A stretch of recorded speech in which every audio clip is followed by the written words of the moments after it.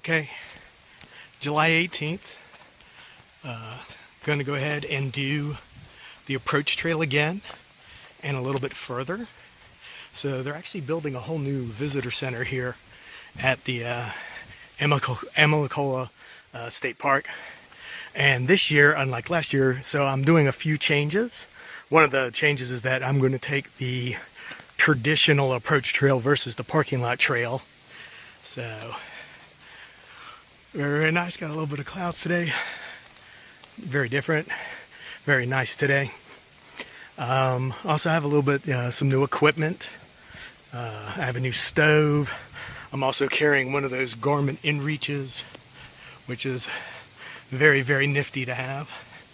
Okay, and so we're starting off, and we'll come back soon. Okay, so we're here at the famous arch that you see, and anybody who does the Appalachian Trail, they all try to go walking through this archway.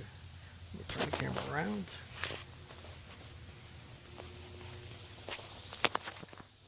And